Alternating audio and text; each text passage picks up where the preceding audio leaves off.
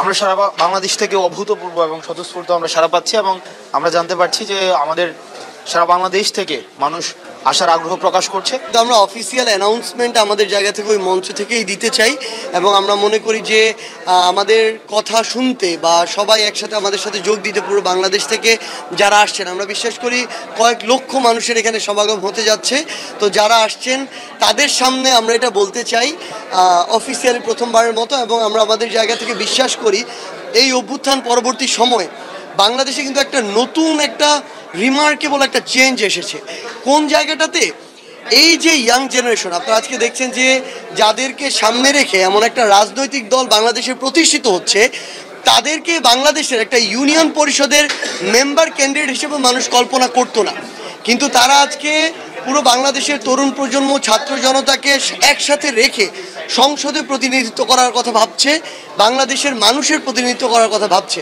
তো সেই জায়গা থেকে আমরা মনে করি এই যে একটা অভূতপূর্ব সারা পুরো বাংলাদেশ থেকে আমরা তাদের এই প্রত্যাশার যে পারদ সেটাকে সবসময় বজায় রেখে সততা, ন্যায়, দেশপ্রেম এগুলোকে সামনে রেখে দেশ এবং দেশের মানুষের প্রায়োরিটি সবার আগে রেখে আমরা কাজ করে যাব।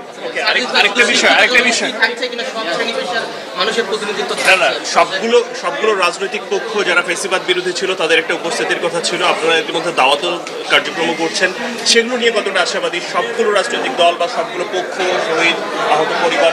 আমরা আমাদের জায়গা থেকে মনে করি যে বাংলাদেশের যেই জায়গায় আমরা বাংলাদেশকে দেখতে চাই সেই জায়গায় দেখার সবচেয়ে অন্যতম একটি প্রধান শর্ত হচ্ছে রাজনৈতিক দলগুলোর মধ্যে একটা মিউচুয়াল রেসপেক্ট থাকতে হবে। তো সেই জায়গা থেকে আমাদের বিভিন্ন সদস্য নেতাকর্মী তারা অলরেডি চলে গিয়েছে, বিভিন্ন রাজনৈতিক দল সহ অন্যান্য যারা অংশীদার রয়েছে তাদের কাছে আমাদের আমন্ত্রণ পত্রটি নিয়ে আমরা বিশ্বাস করি আগামীকাল সকলেই আসবে, এবং আগামীতেও যদি নতুন কোনো রাজনৈতিক দল বাংলাদেশে আজকে থেকে 2, 4, 5, 10 বছর পরে আমরা দেখি, আমরা সবাই ঐক্যবদ্ধভাবে তাদেরকেও এই যে পজিটিভ যে সাপোর্ট সেটি আমরা আমাদের জায়গা থেকে করব। আমাদের এখানে অভ্যুত্থানের সবচেয়ে বড় আমরা যাদের কাছে কৃতজ্ঞতা, আমাদের শহীদ পরিবার, আহত যোদ্ধারা, তারা সেখানে থাকবেন, দেশি বিদেশি আন্তর্জাতিক কূটনীতিক যারা রয়েছেন তারা সেখানে থাকবেন, এবং আমরা আমাদের জায়গা থেকে প্রত্যাশা করি যে সকলের সম্মিলিত অংশগ্রহণে এবং পজিটিভ একটা প্রতিযোগিতার মাধ্যমে বাংলাদেশে এই নতুন রাজনৈতিক দল রাজনীতির অঙ্গনে গুরুত্বপূর্ণ জায়গাটি করে নেবে। তো দেখুন, আমাদের এই যে নতুন রাজনৈতিক দলে আমরা নানা শ্রেণী পেশার এবং আমরা দেখছি যে বুদ্ধিভিত্তিক জায়গা থেকে বিভিন্ন শ্রেণী পেশার মানুষ আমাদের জায়গা এই নতুন রাজনৈতিক দলে যুক্ত হচ্ছে। তো সেই জায়গা থেকে অনেকেই যুক্ত হবে, অনেকেই যুক্ত হয়ে চলে যাবে, সেটি রাজনৈতিক প্রক্রিয়ার অংশ।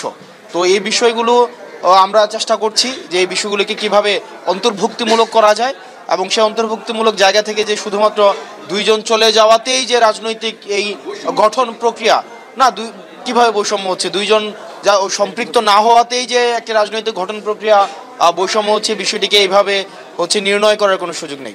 সেটি সময় বলে দেবে। আমরা রাজনৈতিক ম্যান্ডেটের মধ্য দিয়ে মানুষের কাছে পৌঁছাবো, এবং রাজনৈতিক দল তো শুধুমাত্র যে গৃহবন্দী কোনো কিছু, রাজনৈতিক মানুষের মধ্য থেকে এই ম্যান্ডেটটি নিশ্চিত হবে।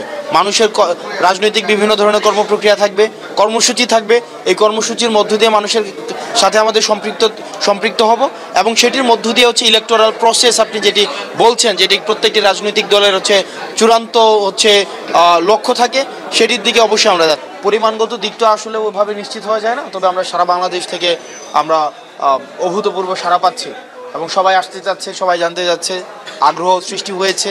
কারণ আমরা দেখেছি যে এই দল নিয়ে সবার মধ্যে একটা আগ্রহ রয়েছে, এবং যেহেতু তরুণদের নেতৃত্বে এই দলটি তৈরি হচ্ছে, এবং আমরা ইতিহাসের স্তরে স্তরে আমরা দেখেছি যে মানুষের যে গণ আকাঙ্ক্ষা তৈরি হয়, সেই গণ আকাঙ্ক্ষা রাজনৈতিক কর্মকাণ্ডের মধ্য দিয়ে সেগুলো প্রতিফলিত হয়নি। ইতিহাসের স্তরে স্তরে মানুষ বঞ্চিত হয়েছে। তো মানুষের আকাঙ্ক্ষা আবার আমাদের ঘিরে তৈরি হচ্ছে, সেটি ইতিবাচক, এবং সেটি নিয়ে মানুষের আগ্রহ রয়েছে, উৎসাহ রয়েছে, কৌতূহল রয়েছে, এবং সারা বাংলাদেশ থেকে আমরা অভূতপূর্ব সাড়া পাচ্ছি।